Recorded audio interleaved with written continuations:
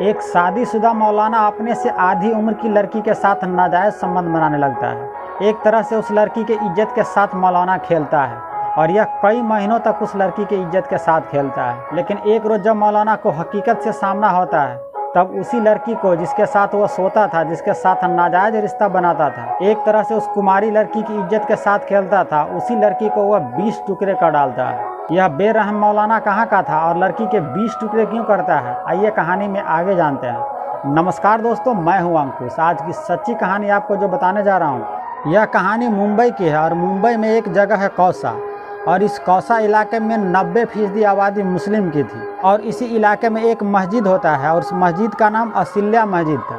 इसी मस्जिद में एक मौलाना साहब रहते थे जिनका नाम मौलाना अब्दुल कादरी होता है, जिनकी उम्र 45 साल थी और यह मूलतः यूपी के आजमगढ़ के रहने वाले थे। इनको कुरान के बारे में काफ़ी ज़्यादा जानकारी थी और ये धर्म के बारे में भी बहुत जानते थे। इसी के चलते मुंबई के कौसा इलाका में जो असिल्या मस्जिद में यह मौलवी के तौर पे कई सालों से रह रहे थे। कुरान के बारे में इनको काफ़ी सारा नॉलेज होने के चलते इनके काफ़ी सारे फॉलोवर थे। इनको बहुत सारे लोग फॉलो करते थे। मौलाना साहब को रहने के लिए जो मस्जिद की कमेटी के लोग सब थे, उन्हें रहने के लिए एक फ्लैट दिया था और जिस बिल्डिंग में मौलाना साहब रहते थे उस बिल्डिंग का नाम अजीजा बिल्डिंग था। अजीजा बिल्डिंग में एक फ्लोर मौलाना साहब को रहने के लिए दिया था। मौलाना साहब इस फ्लोर में अकेले ही रहा करते थे और इनके जो परिवार के लोग थे वो सब यूपी के आजमगढ़ में रहते थे। मस्जिद की कमेटी की ओर से मौलाना साहब के घर में नौकरानी भी दिया था जो सुबह शाम काम करने आती थी। मौलाना साहब को वह कपड़ा धोती थी, खाना बनाती थी, बर्तन मांजती थी और थोड़े बहुत इधर उधर का भी वह काम किया करती थी।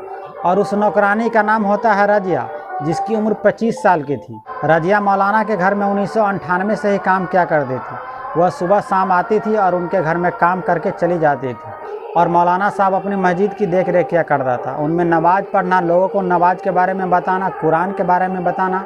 जो हर मस्जिद का मौलाना होता है, उसी तरह से यह मौलाना भी अपना काम किया करता था। उस इलाका में मौलाना अब्दुल कादरी को सभी लोग इज्जत किया करते थे। लोग उन्हें अल्लाह के फरिश्ता से कम नहीं समझते थे।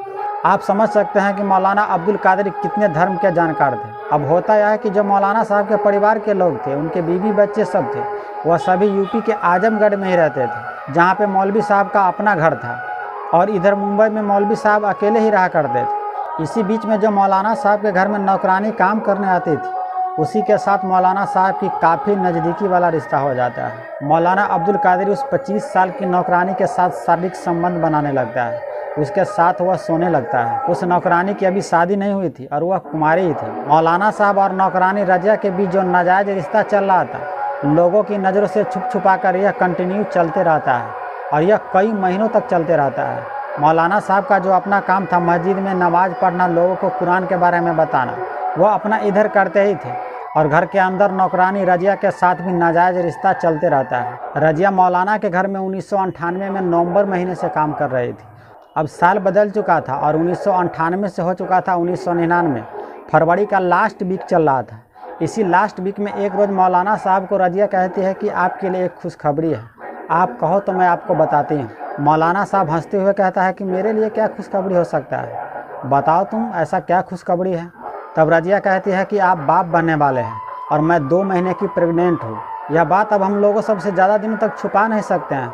अब हम दोनों चल के शादी कर लेते हैं। जैसे ही यह बात अब्दुल कादरी सुनता है, उसके पैर तले ज़मीन खिसक जाती है। अब यहाँ मौलवी साहब फंस चुके थे। वे तो शादी कर नहीं सकते थे, ऊपर से वह एक नौकरानी, और वह पहले से ही शादीशुदा था। अगर धर्मगुरु सभी ऐसी हरकत करने लगे तो उसकी इज्जत का क्या। लोग सब क्या सोचेगा कि अब्दुल कादरी के घर में जो नौकरानी काम करने आती थी, उसी नौकरानी को यह गर्भवती बना दिया है। अब्दुल कादरी रजिया से कहता है कि तुम अपना अबॉर्शन करा लो और इसमें जितना खर्चा लगेगा मैं सब दूंगा और तुम्हें अलग से भी पैसा दूंगा। अगर तुम अपने लिए घर बनाना चाहती हो तो घर बनाने के लिए भी पैसा दूंगा और जो तुम्हारी शादी में जो पैसा खर्चा होगा वो पैसा भी मैं ही दूंगा। बस तुम एक बार अपना अबॉर्शन करा लो। लेकिन रजिया अबॉर्शन कराना नहीं चाहती है और वह जिद पे अड़ जाती है और मौलाना को धमकी देने लगती है कि शादी तो आपको मुझसे ही करनी पड़ेगी। अब्दुल कादरी रजिया से विनती करता है, हाथ जोड़ता है, माफ़ी मांगता है, अपनी गलती का एहसास करता है और कहता है कि हम दोनों की शादी नहीं हो सकती है, बस तुम एक बार अबॉर्शन करा लो।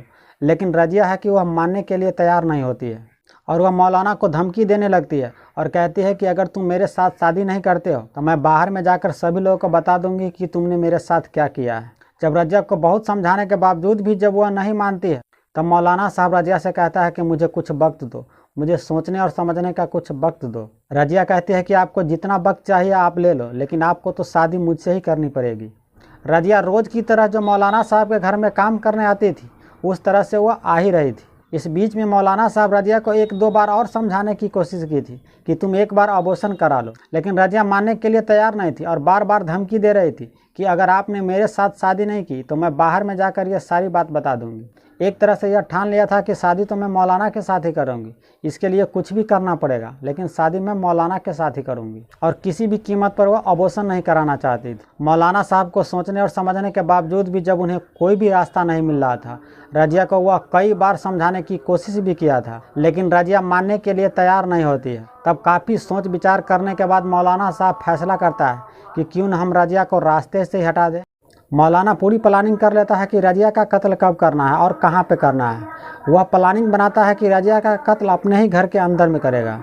रजिया का कत्ल करने के लिए, उसके शरीर को टुकड़े टुकड़े करने के लिए वह मार्केट में जाता है और वहाँ से जो चाकू छुरी जो भी होता है जिससे रजिया का टुकड़े टुकड़े करने वाला था वह खरीद कर ले आता है और अपने घर में छुपा के रख लेता है। रजिया तो रोज़ उनके घर में काम करने के लिए सुबह शाम आती थी। उसी वक्त मौलवी साहब रजिया का गला दबाता है। रजिया तड़पने लगती है, छटपटाने लगती है, बचने की कोशिश करने लगती है, लेकिन मौलाना रजिया का गला इतनी ज़ोर से दबाए रखा था और तब तक दबाए रखता है जब तक रजिया की जान नहीं निकल जाती। रजिया मर चुकी थी। मौलाना सबसे पहले जो रजिया होती है उसका सिर काटता है और 5 घंटों तक रजिया की लाश को टुकड़े टुकड़े करता है।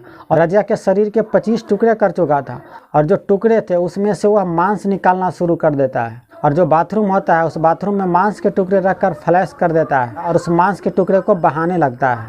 और जो रजिया की सिर थी, जितना हो सकता था उस सिर से भी मांस निकालता है और उस मांस के टुकड़े को भी बाथरूम में डालकर फ्लैश करके बहा देता है। अब मौलाना के पास बच जाता है रजिया का सिर और जो 25 टुकड़े किया था वो सारी हड्डियाँ बच जाता है। मौलाना ने रजिया का कत्ल 14 मार्च 1999 को किया था और 17 मार्च 1999 की रात में जो रजिया की सिर बची हुई थी और जो 25 टुकड़े में जो हड्डियाँ बची थी उसे रात के अंधेरे में ले जाकर सिर को एक नाले में फेंक देता है। 25 टुकड़े में हड्डियाँ थी, उस हड्डिया को थैली में रखा हुआ था और उस थैली को जहाँ पे मौलाना रहते थे उससे दूर जाकर एक मैदान में फेंक देता है। और उसके अगले रोज यानी 18 मार्च 1999 के जो मैदान में हड्डियाँ फेंका हुआ था उस हड्डियों को कुत्ते सब नोच रहे थे। उस हड्डियों पे किसी की नज़र पड़ती है जो कुत्ते नोच रहे थे, तब वो पुलिस को कॉल कर देता है कि यहाँ पे इंसानी हड्डी लग रहा है, आप फ़ौरन यहाँ पे आइए। तब जो कौसा की पुलिस थी उस मैदान के पास फ़ौरन पहुँचती है और पुलिस देखती है कि सचमुच में यह इंसानी हड्डिया है, लेकिन वो हड्डिया कई टुकड़ों में था जिससे यह पता लगाना बहुत मुश्किल हो रहा था कि यह आदमी का है या औरत का है। पुलिस उस सारी हड्डियों को इकट्ठा करके पोस्टमार्टम के लिए भेज देती है और पता लगाने लगती है कि यह हड्डी कहाँ से आया है, कौन यहाँ पर रख के गया है। पुलिस को हड्डियाँ मिली थी 19 मार्च को, अब तारीख हो जाती है 20 मार्च। 20 मार्च को जो अजीजा बिल्डिंग थी उसका जो सीवर लाइन था वह जाम हो जाता है। उस बिल्डिंग में जितने लोग थे उन सभी का जो बाथरूम था, नल था, वो सभी बैक मारने लगता है। तब वो लोग प्लम्बर को बुलाता है और प्लम्बर जब उस अजीजा बिल्डिंग की जो सीवर लाइन थी उसको जब खोलकर देखता है और जैसे ही वह प्लम्बर वाले उस लाइन को खोलता है तो देखकर उसकी रूह कांप जाता है। वह देखता है कि इंसानी की जो हाथ की उंगलियां होता है, पैर की उंगलियां होता है, छोटे छोटे टुकड़े करके और मांस के बहुत सारे टुकड़े वहाँ पे फंसा हुआ है। वह प्लम्बर वाला फ़ौरन ही पुलिस को फ़ोन कर देता है और कहता है कि जो अजीजा बिल्डिंग की सीवर लाइन है उस लाइन में इंसानी मांस और टुकड़े मिले हुए हैं। यह बात सुनने के बाद फ़ौरन ही पुलिस उस अजीजा बिल्डिंग के पास आती है जहाँ पे वह मांस के टुकड़े पड़े हुए थे। उस पाइप से उस मांस को और जो इंसान की उंगलियाँ थी उस सबको पुलिस इकट्ठा कर दी है और पुलिस आस पास के लोगों से पूछती है कि इस इलाके में कोई गुमशुदा तो नहीं हुआ है, लेकिन पुलिस को यहाँ से कोई जानकारी नहीं मिलती है। लेकिन पुलिस के दिमाग में एक बात खटकती है, जो इस सीवर लाइन में इंसानी मांस के टुकड़े मिले थे और मैदान में जो हड्डियाँ मिली हुई थी यह कोई एक ही इंसान के तो नहीं है। उस मांस के टुकड़े और छोटे छोटे उंगलियाँ मिली थी उसे भी पुलिस पोस्टमार्टम के लिए भेजती है और पता लगाती है कि जो हड्डियाँ मिली है और यह मांस के टुकड़े मिले हुए हैं यह किसी एक ही इंसान के तो नहीं है। तब पुलिस को हॉस्पिटल से यह पता चल जाता है कि जो मांस के टुकड़े हैं और जो हड्डियाँ हैं वह एक ही इंसान के हैं। जब पुलिस और पता करती है तो पता चलता है कि एक नौकरानी जिसका नाम रजिया थी वह 5-6 रोज़ों से नहीं आ रही है और उसे कहीं कुछ पता भी नहीं चल रहा है कि वह कहाँ पे है। पुलिस आगे पूछती है कि यह रजिया कहाँ काम करती थी। तब लोगों ने यह बताया कि जो अजीजा बिल्डिंग है उसी में मौलाना के घर में वह काम किया करती थी। पुलिस जैसे ही रजिया के बारे में यह बात सुनती है कि वह अजीजा बिल्डिंग में काम करती थी और जो इंसानी मांस मिला था और हाथ की उंगलियां कटी हुई मिली थी वह भी अजीजा बिल्डिंग के सीवर लाइन में मिली थी। पुलिस फ़ौरन ही अब्दुल कादरी को गिरफ्तार करती है और उसे थाने ले आती है। जब लोगों को यह पता चलता है कि मौलाना अब्दुल कादरी को पुलिस ने गिरफ्तार कर लिया, तब सैकड़ों और हजारों की भीड़ जाकर उस थाने को घेर लेती है। जिस तरह से वहाँ भीड़ बढ़ती जा रही थी, पुलिस को लगने लगता है कि यहाँ माहौल बिगड़ सकता है।